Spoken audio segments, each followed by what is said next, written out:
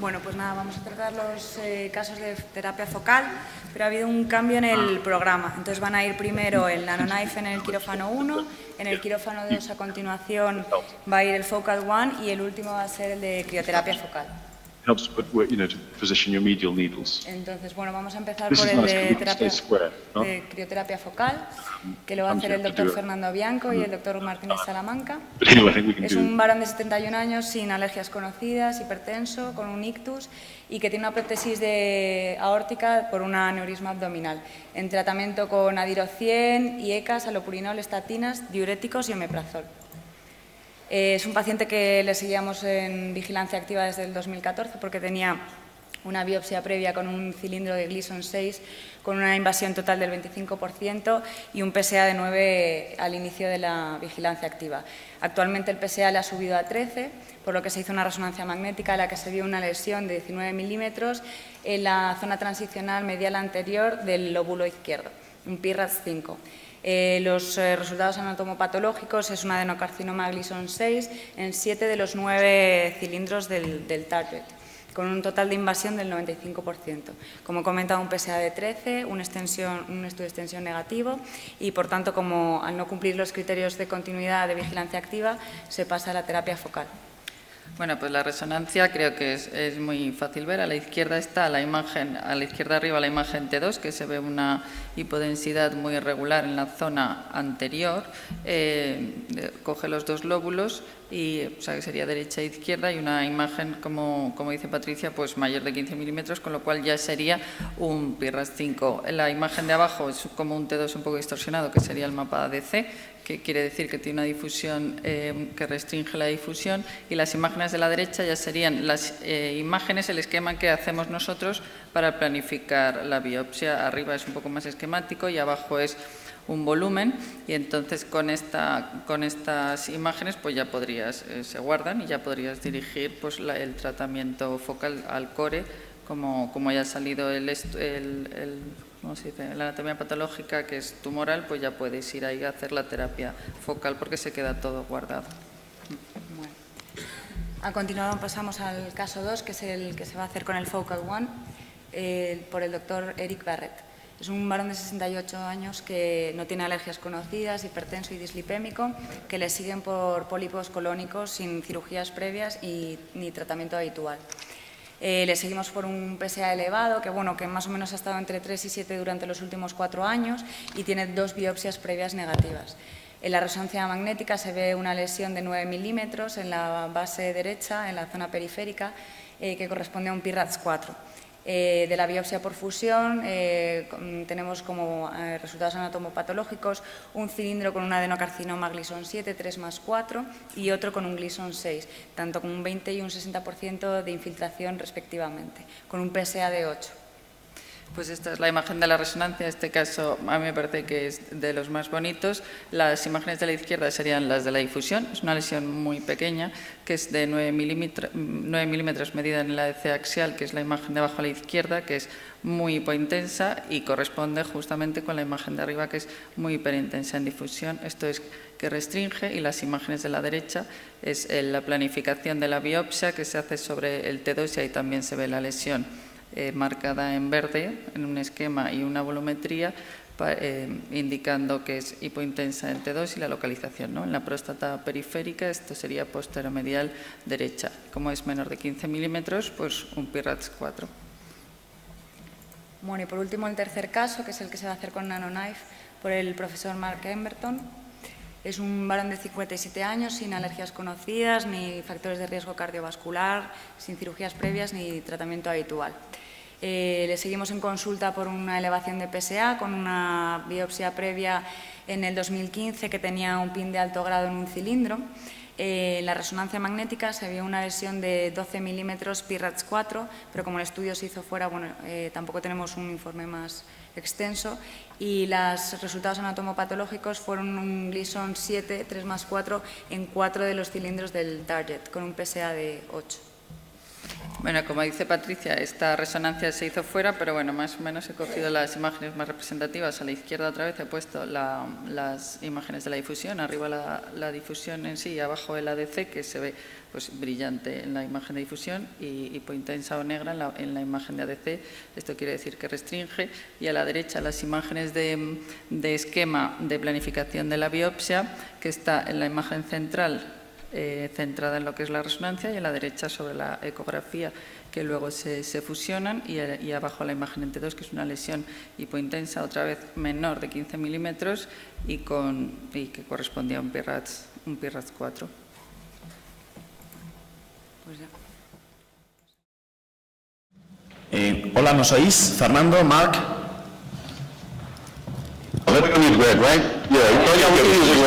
Estamos. Fernando. Aquí estamos. Antibiotics? Perfecto. Cephalosporin o gentamicin? Answer, sí. Gentamicin, cephalosporina o gentamicina. Ok, are we live? Juan Ignacio. Sí, estamos aquí perfectos. Ya os estamos oyendo y viendo muy bien, ¿eh? ¿Es la imagen de la resonancia? Sí, hemos presentado ya el caso y nada, cuando queráis, podéis, Mark y tú, podéis empezar a comentar lo que queráis. Want me to do a little introduction? Yes. Can the camera see? Are you mic, Mark? I am mic'd. Okay.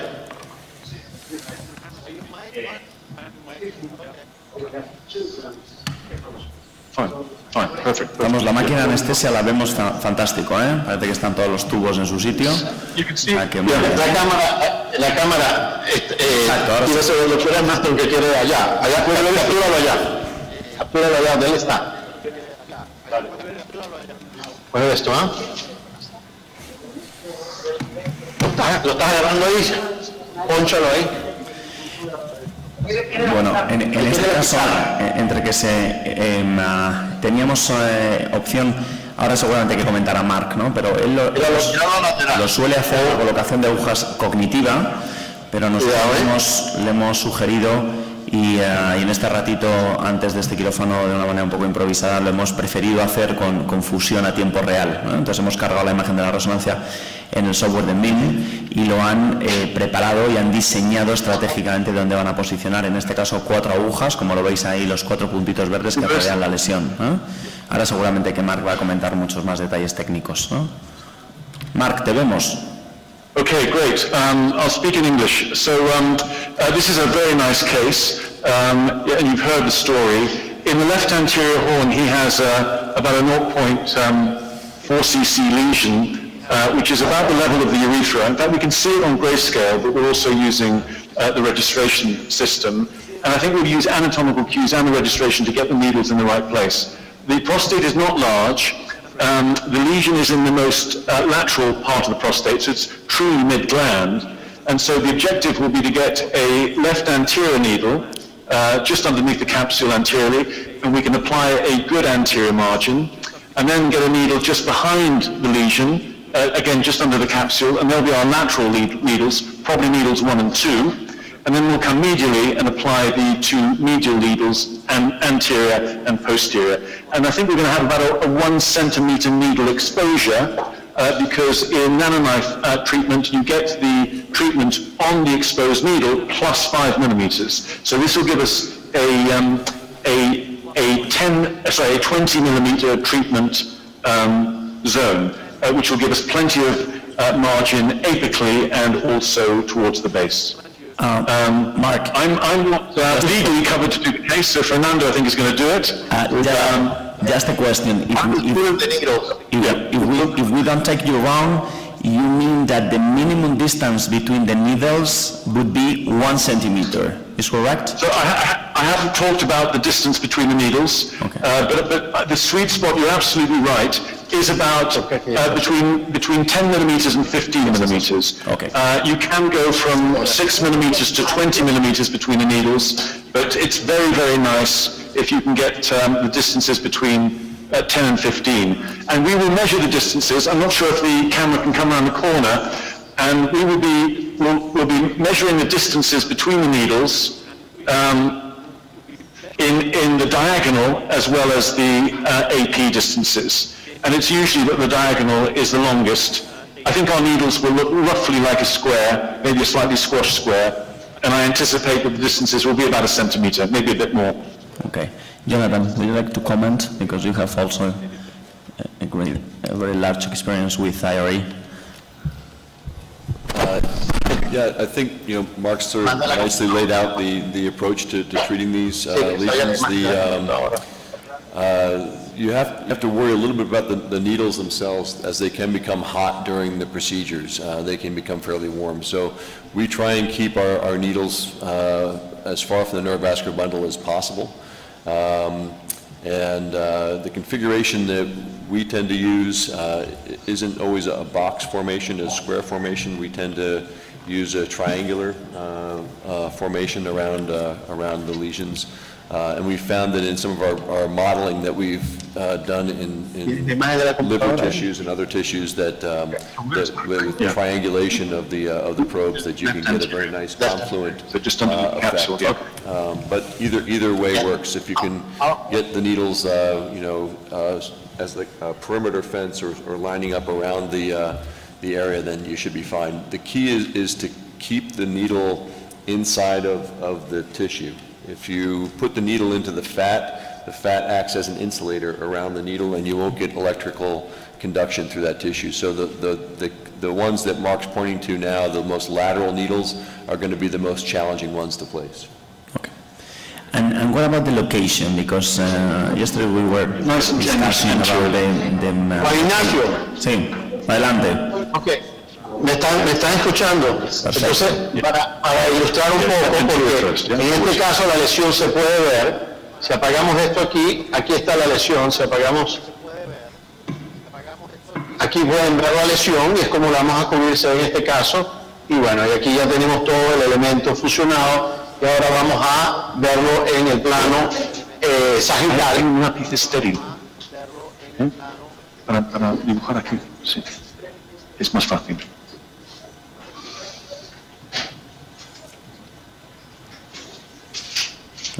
La fusión que se hace es exactamente igual que la de la biopsia, ¿no? Y la misma metodología para hacer la fusión. Y ahora vamos a comenzar. Me lo puedes ajustar un poquito, ¿no? Sí, exacto. Ajá, ajustarlo, pero quiero mostrar porque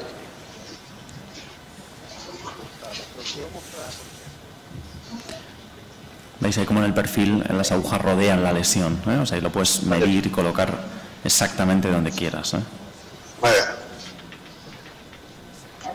Esto es lo que hablamos antes de tratar de hacer la receta fácil, ¿no? Hay que seguir la técnica KISS, okay. Keep it simple, stupid, ¿no? As lateral as you can. 3.0 F.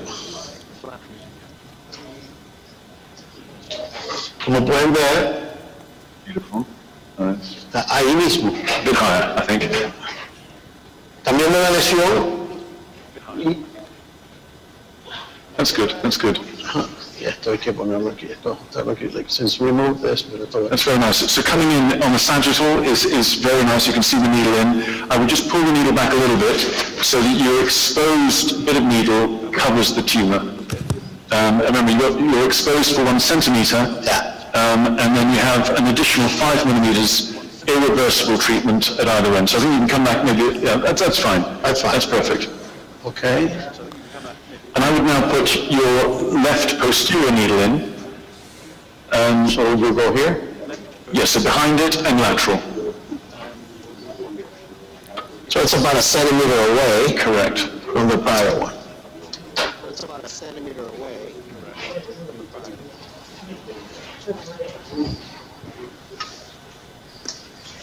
Just hope we can get. And you want to be nice and lateral, so it looks a little bit anterior, that needle. You want it more posterior? I think so. Okay. Just, if you come medial, we can see the lesion. And then, just so we've got a nice, there's the lesion. Yeah, so we want to be lateral and inferior to the lesion. So this is our left posterior needle. And that will give us our posterior and lateral margin. And that looks like a better needle. Coming in. You see it? Yep, very nice. You could even go a little bit more posterior. More posterior? Yeah. If you've got any holes left. As we go. You are like a robot, eh? One voice and the hands. Yeah, I know, it's left a bit, right a bit. And let's see, that needle looks perfect. Yeah, oh, that looks perfect? Yeah, you're coming in nice and lateral, and then just come medial so we can see the lesion. That's good, that's good. You're probably in the capsule, I think. Go lateral. You're just inside the capsule. I think that's perfect. Okay. You've got a nice lateral margin, nice inferior margin. So those two, they're the difficult needles, and now we've got the easy needles, so we'll come medial, and I think we can put these in at the same AP distance to the lateral needles. Okay. And use the existing needles as a guide in. And now the challenge is to get enough medial margin without interfering with the urethra, and we've got plenty of room. And the key thing is that the needles are all in the same distance. You see it? So you're moving nicely. That's very nice, yeah. Lovely. Yeah. Okay. And now we're going to do the lower one, right? Yeah. So just make sure that maybe on the axial that we are medial enough. Yeah. Mm-hmm.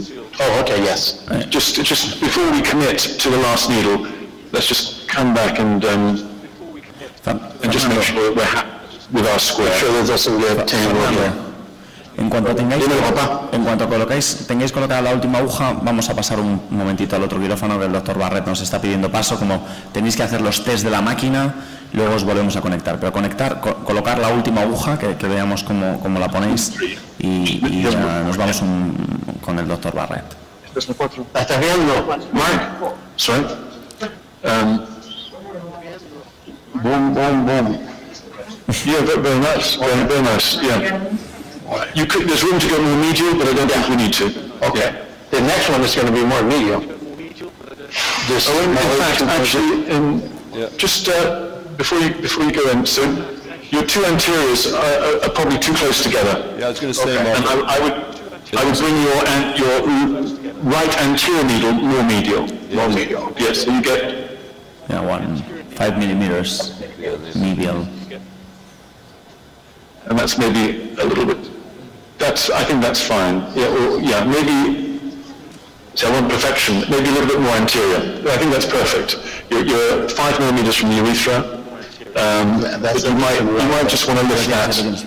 Leave it? Yeah, just take it up a little bit more anterior. And if we're lucky, it will just drift laterally a tiny bit. Mark, do you place a catheter so you can see the urethra more clearly during? Yeah, he's got a catheter in. Perfect needle. Yeah, that's lovely. That's absolutely good. You actually, in this picture, you can see the lesion. Yeah. You can see the two anterior lesions covering it beautifully. And now Fernando's got to get the last needle in, and I think that'll be slightly anterior to the left posterior lesion. Okay.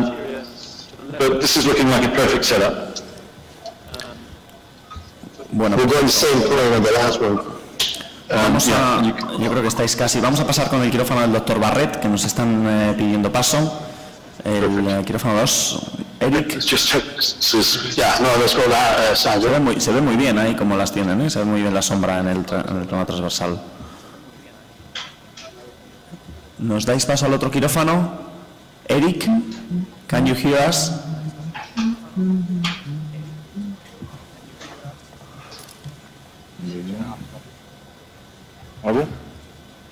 Eric?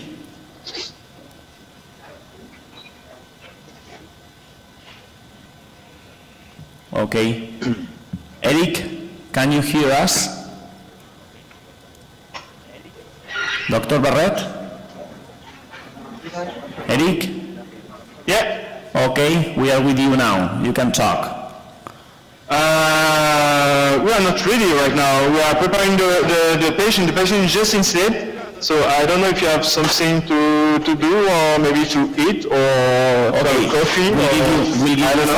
We'll give you 5 minutes and we'll go. Like 15 minutes maybe. Okay. Just because we have to install the patient, to install everything. Okay, perfect. We'll give you some time. Pasamos al otro quirófano mientras. So you need to measure, so let's go into axial. Estamos con vosotros otra vez, Mark y Fernando. Okay, great. So we're going to measure the distance between the needles. And so Fernando's going to get his calipers out, and we're going to measure first of all, the distances of the square. So we want to measure the distances between, so we find the midpoint of where the needles are. So one is just outside, just sitting on the capsule, the posterior one, I think that's fine. And so we just need to measure between each of those needles. So there'll be 6 measurements in all, okay? And if you measure between 1 and 2, so you measure between the lateral needles. Yeah. And you, okay. One second. You can do them, yeah. 1 and 2. Are you done? So 1 and 2 is around 1.2. 1.18. 1.18. Yeah, 1.2. So isn't it down there? Yeah. It's a bit longer, I think. Yeah. Yeah. So the distance between needle 1 and 2 is 1.2, is that right? Yeah. Mark, is it possible to remove the grid so that people could see the needles more clearly, perhaps? The grid, can you not do it off the ultrasound machine? Because then we could see the needles. Let me see if I can get the grid out now. We're trying to remove it. Grids come off. Okay, so distance between needle 1 and 3 is 1.5. Okay, Fernando, I need needle distance between 2 and 4. No, that's the posterior one. 2 and 4. 2 and... yeah, 2 and 4 is that one. 1.1. That's 1.4, and I need distance between 3 and 4 now, which is that distance. And I need distance between 3 and 4 now. 1.1? Yeah, 1.1. And now I need some diagonals. So distance between 1 and 4, that needle to that needle. Distance between 1 and 4.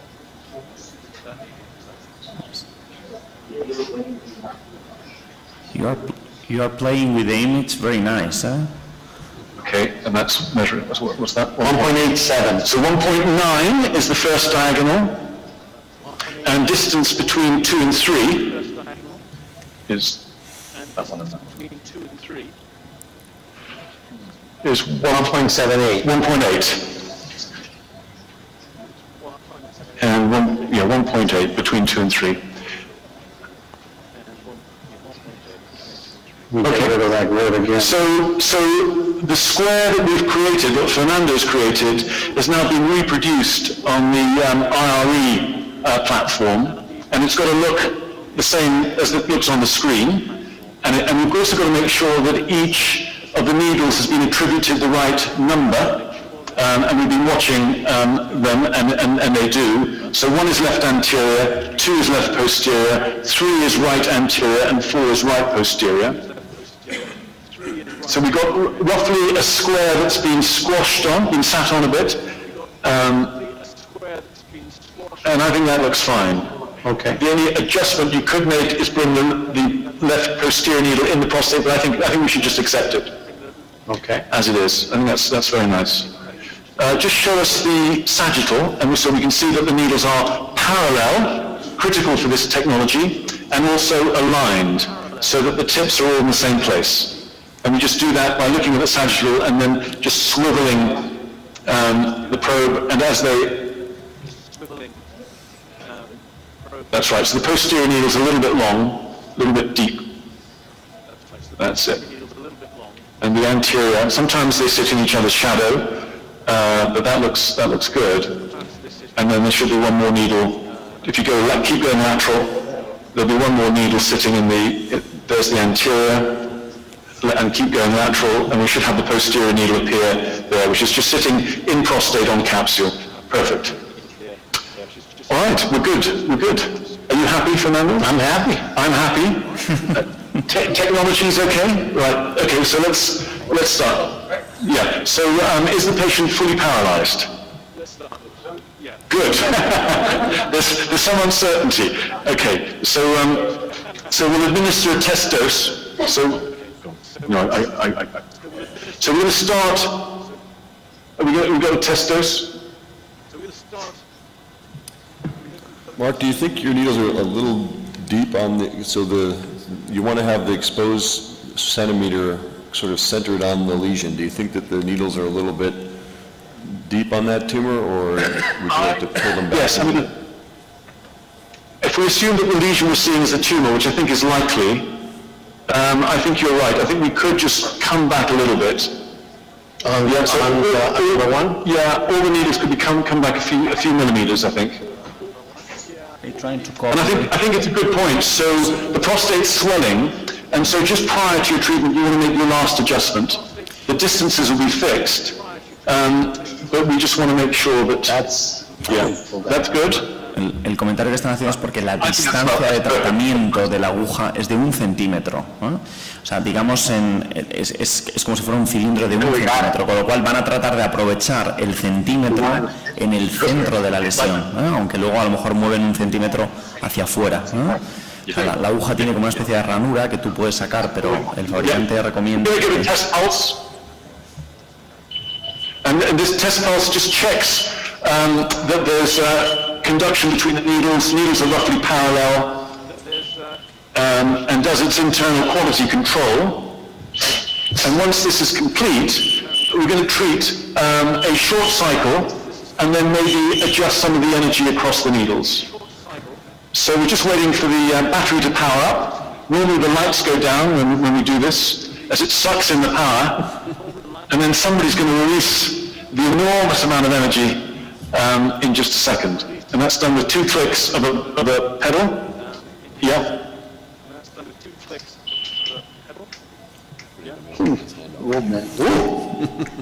Papá. Yeah. It's a little bit, yeah.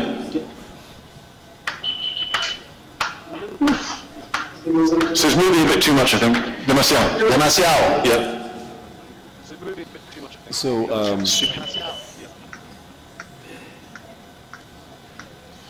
we're on the slow cycle, are we? On the slow cycle.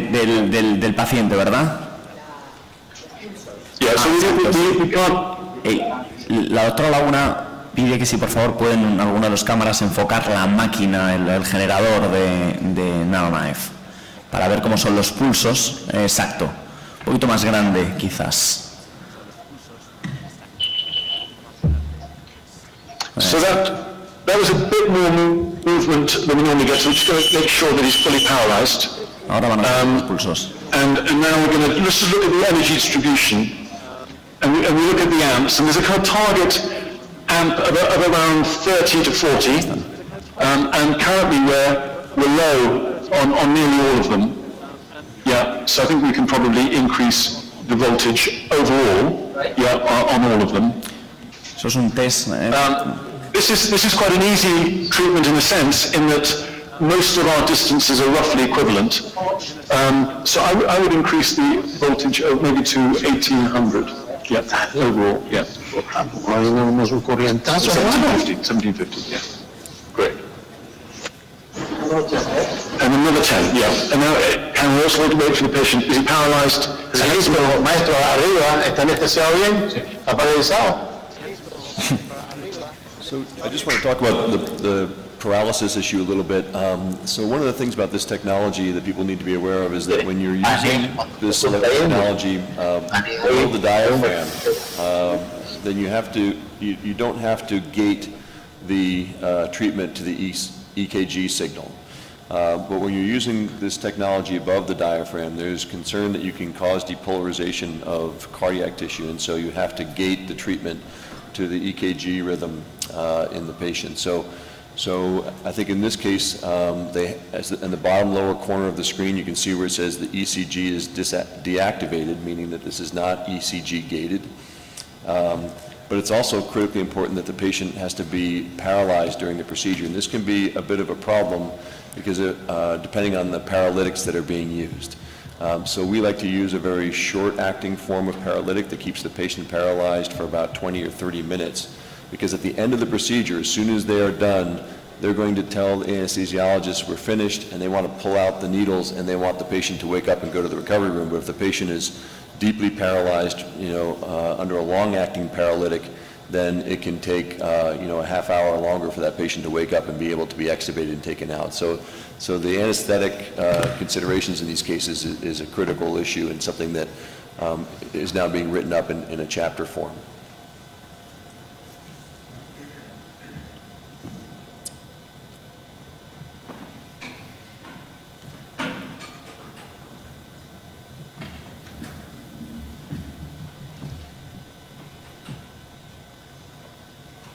So the patient looks much better paralyzed during this portion of the procedure. What do you think, Mark? Is it looking better there?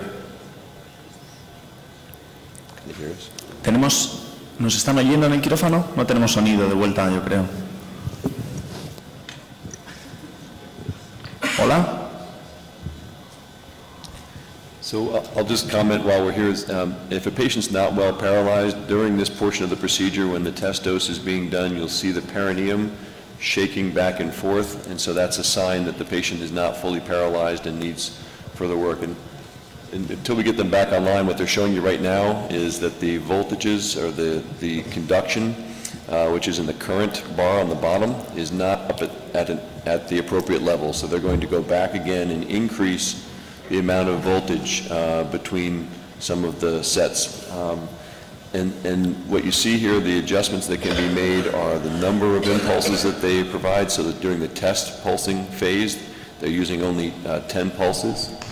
But now if they go over to the other side, they can increase the voltage per centimeter, and they can increase even further. So now they're moving the voltage per centimeter up to 1850 between all of the probe sets. And looks like they're going to give another train of test pulses, another train of 10 test pulses to look at the conduction parameters between the different probes.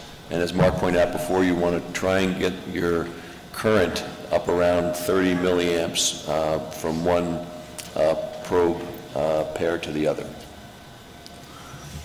And the order that they go in, so they're going in an order from between probe pair number 2 and number 3, and the next one is between 4 and 1. And the reason why it starts off at 2 and 3 and 4 and 1 is that those probes are the ones that are the furthest apart, so they require the most amount of energy. So the system is set up to generate the highest amount of energy pairs first, and then works its way down to the lowest energy pairs at the end. So the distance between probe 3 and 4 is the smallest, and that's why that's the very last probe set to be tested.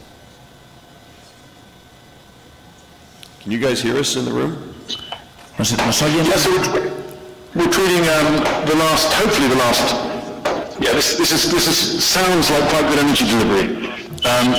Let's see how it looks on the distribution. And I think one has to be sensible and use all the cues. So we're looking at the grayscale changes, we're listening to the sound, and also we're watching the energy distribution. We're listening to the sound, and also we're watching the energy distribution. And obviously the impedance of the tissue changes as you treat. The tissue becomes more like water, I think, and one needs less voltage to achieve the appropriate amps. So let's take a look. I think we'll accept that. I mean, we could, yeah, let's give 30, and then we'll take another look. Let's give 30, and then we'll take another look.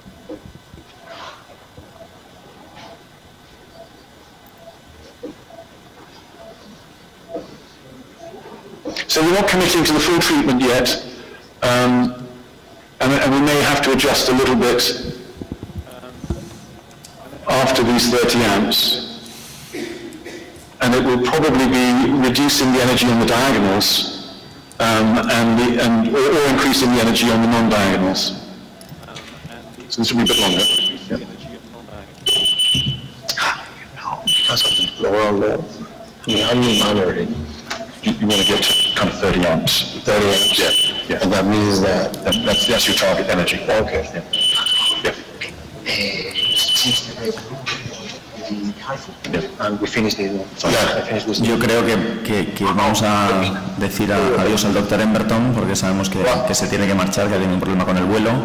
Marc, no sé si quieres despedir. Adiós. Ha sido un placer. A very nice job, Fernando. Bueno, muchísimas gracias, Marc. Mientras vais ahí avanzando con el tratamiento, yo creo que podemos pasar al quirófano al doctor Barrett, a ver cómo van. Eric, we are with you.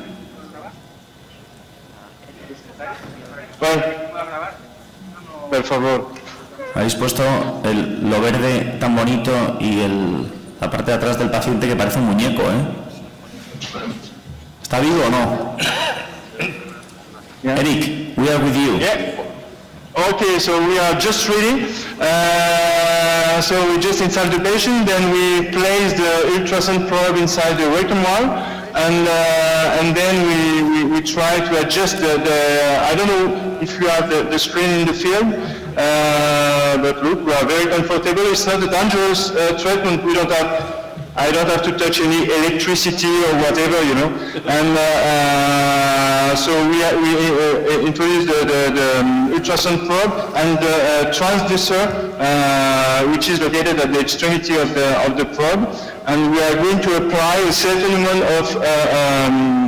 of energy at the level of the lesion, which is probably here, because I don't know if you have the zoom on the lesion, but we have a very nice vision with that kind of ultrasound.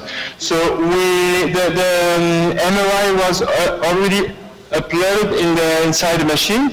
You got here the MRI, and we also uploaded the biopsy imaging, and as you can see here, we have a 3D reconstruction imaging, and in red, I don't know if you have a good vision of we have the positive core biopsy on the ultrasound. This is from the series of the biopsy. So let's go back to the MRI. Then we have to acquire the ultrasound imaging to capture the imaging, and then we are going to contour the prostate, and then we will do the fusion. So first I have to define the bladder neck position, which is probably here, because if you have a vision on we have the balloon, the patient has a bladder cutter, it's probably easier to repair the urethra and bladder neck, and then we are going to move the probe from the bladder neck to the apex, and then we are going to define the apex, which will be the limit that we will have on the scan. So the next step, so the machine acquired the imaging, then we will have the capture on the right side. This is the capture of the imaging. We have to define the limit on the ultrasound, and in order to calculate the volume of the prostate. So we have the sagittal and the longitudinal images. So I define the bladder neck, I define the apex, the posterior part of prostate, the anterior part of prostate, and then I verify on my all the plane that the limits are good, and we are going to calculate the volume of prostate, which is 37 cc on that imaging. Okay, so let me check the apex to be sure that, okay, all right, that's fine. Okay, so then I'm going to do the prostate contour on the ultrasound. Right. So you have to define like 4 or 5 contours of prostate. It's very easy to adjust the images. All right, this one is good. Another one. All right, this one is good. Another one.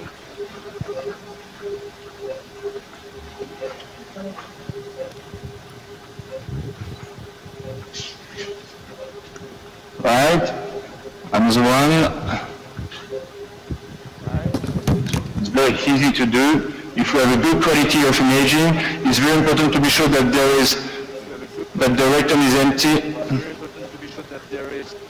Oops. The rectum is empty. Right. Ferme tout de suite. Ah. All right. Let me. Up. All right. Let me redo the contouring here.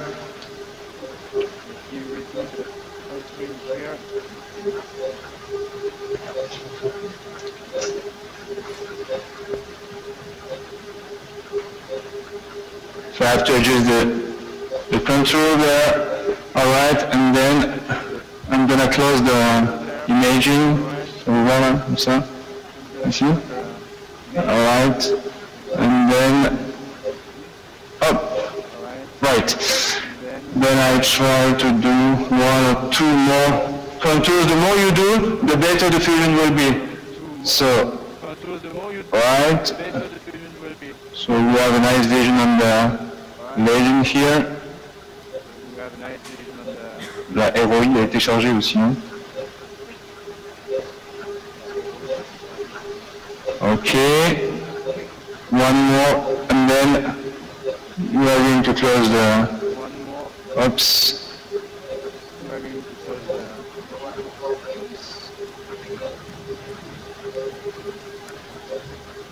Can you see very well at that part? All right, let's see here, maybe this one here. I don't know where the anterior limit is exactly located. Okay, that's fine. Right, so now we're going to close the line here, below the neck. All right, and then we can start the fusion. All right. So let's see the imaging we have, and then let's start the fusion. Let's see the imaging we have. Right, okay. Let's start the fusion.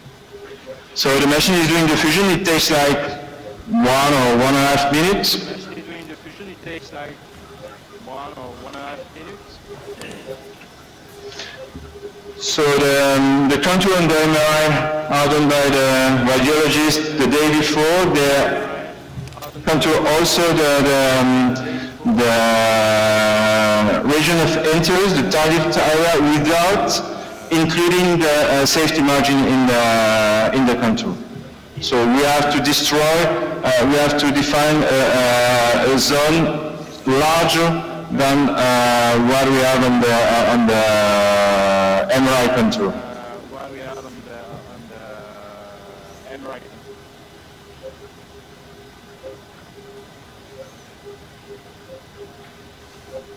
Okay, so now we've got the fusion. You can see very well the zone of interest here, which is posterior. Let me put in the other direction probably. Okay, here is probably better. And we have the MRI imaging and the ultrasound imaging, which are perfectly visible on the screen. Okay, that's good. Okay, so now let me check the treatment planning there. Okay, I marked the area I want to treat, and then we are going to find the region of interest on that ultrasound, right, which is here. I don't know if you have a vision. So on the left side, you see the yellow contour here on the ultrasound. This is the yellow contour that we can refine on the ultrasound this side and the MRI. This is the area, the region of interest that the radiologist contour, and which are perfectly located where in the area we're playing. All right. So after doing that, we are going to define the limits of the target area. So I will check the region of interest, which is here, and then we go down. This is the end of the region of interest, and it's important to take safety margin, which is usually of 5, 6, 7 millimeters, depending on the tumor. It's a lesion 7/4, small lesion, so I think that this kind of safety margin should be enough. And we are going to define the upper limit, a symmetric limit, right? And then we can see on the transversal plane that the region of interest is perfectly located in the field of the treatment. So the next step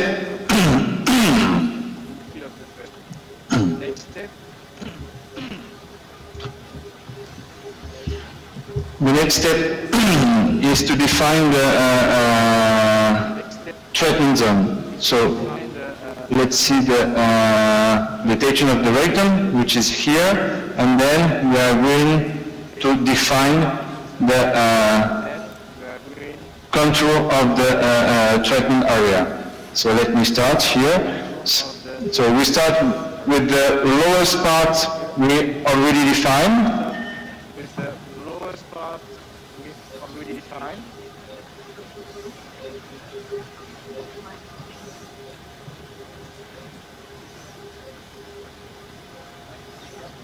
Okay, that's fine. All right. And then we verify slide by slide the treatment zone. We can maybe enlarge a little bit laterally the treatment area, right? We are at the limit of the posterior part of prostate. There is no contact between the lesion and the capsula, so it's not dangerous for the rectum or for the bundles or whatever. And then we start to see the region of interest, which will be in the center of the treatment zone. Not too large. On the left side, right. And then we can start the treatment. We will have 2 blocks to treat. The first session is a session of 3 minutes, around 3 minutes, and the second one will be probably the same. So it's a very fast treatment for very localized lesion, and I think that in this patient the indication is probably one of the better requests. Yeah. All right.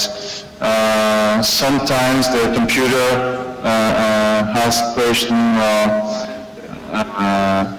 but yeah, this kind of patient with a posterior lesion or posterior lateral lesion are probably the ideal candidate for this energy. We are close to the probe. There is no risk for the rectum, and we can spare the neurovascular bundle by a very well delineation of the capsula. Another advantage of this machine is that at the end of treatment we can do a control of the quality of what we did with an infusion of Sonoview microbubbles. I will show you, and then it's possible to verify if the treatment zone has been well covered by the ultrasound, because we can have a very nice vision of the necrosis. And if the necrosis is incomplete, it's possible to add an additional session in order to complete the treatment. That's one of the interests of this kind of machine. It's very simple to use. This patient can be discharged 2 hours after treatment.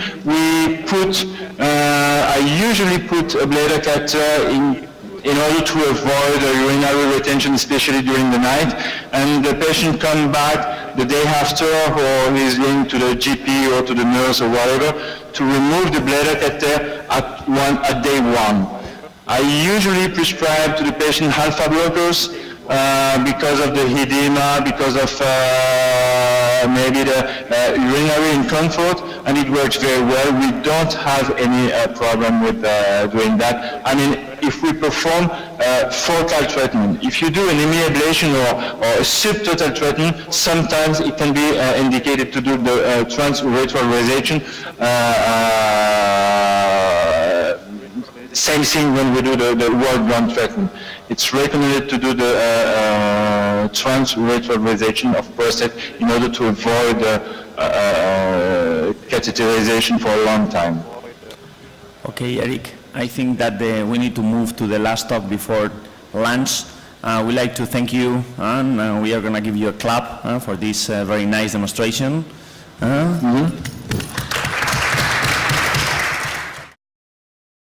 We are with you. Eric, can you hear us? Yeah. So we finished the procedure like a few minutes ago. The son has been treated apparently correctly, and we are going to do the control. So the nurse is preparing the microbubble. It's something a little bit unstable, so we have to prepare just before the infusion. And she prepared the microbubble. Then we are going to inject one dose.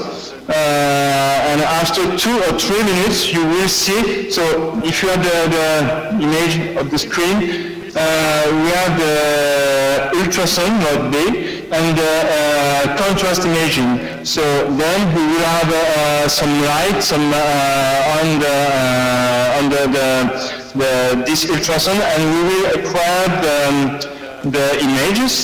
We will come to the prostate, and we are going to do the fusion with the MRI in order to refine the region of interest that the radiologist contoured the day before. And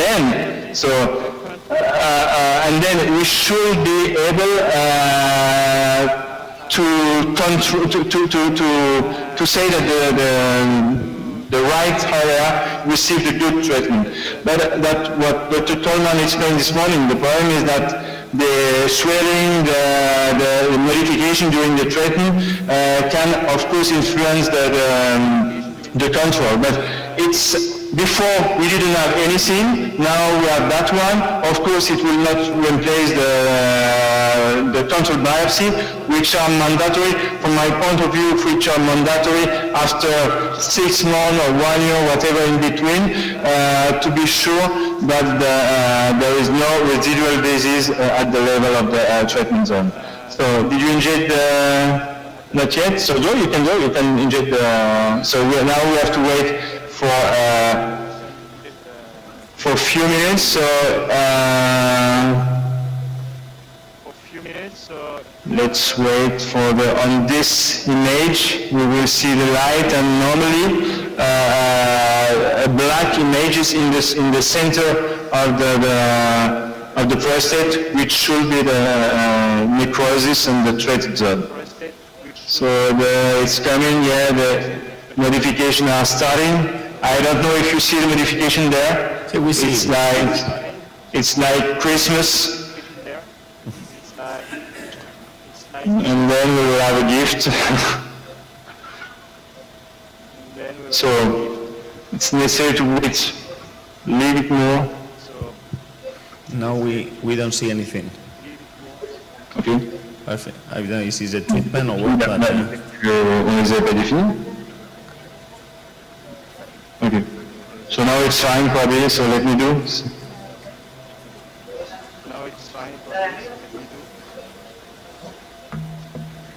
Alright, this is the apex. No vemos nada, ahora. So I think that we can do it, right? Then we crowd the images. Coming back, okay. Now again. So, and then this is the seminal vesicle. All right.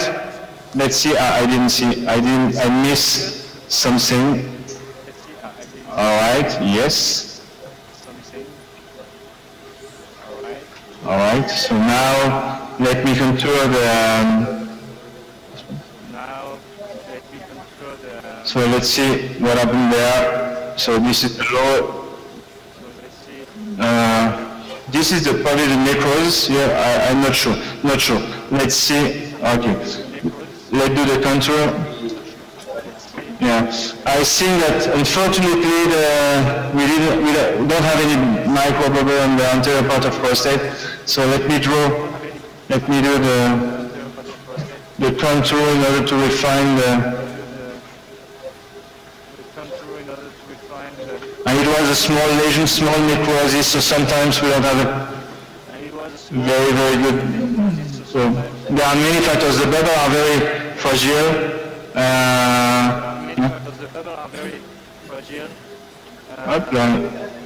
Let's see. All right.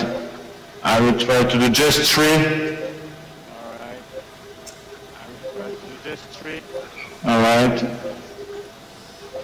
It doesn't work. Yeah. Yeah, but all right. Now it's much better. No, change the. All right. I don't know if it will work very well because the.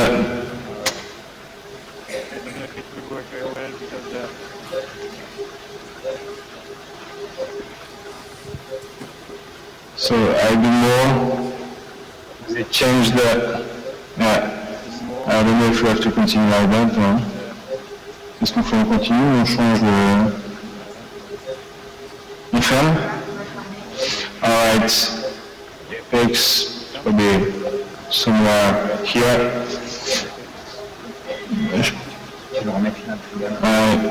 Up, let's see. Delete apex. Alright, apex. Alright, now it's much better. And the base, which is here. Alright, now I validate and I start the fusion and we'll see if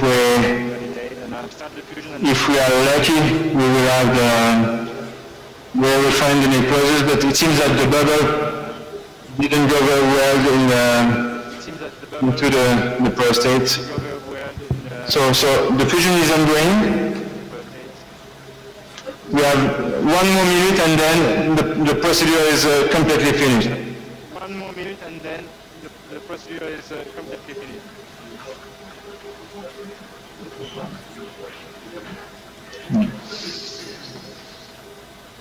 Yeah, so we are going to see the control. So in case of insufficient threatening, then we are able to add, as I told you before, we are able to add some session in order to retreat the prostate. So let's see, it's quite done. Right.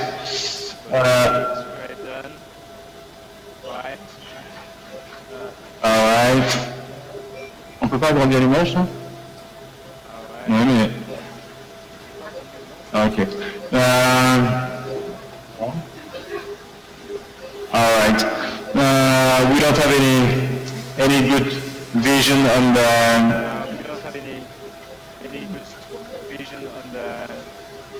Right. On the prostate, so... yeah.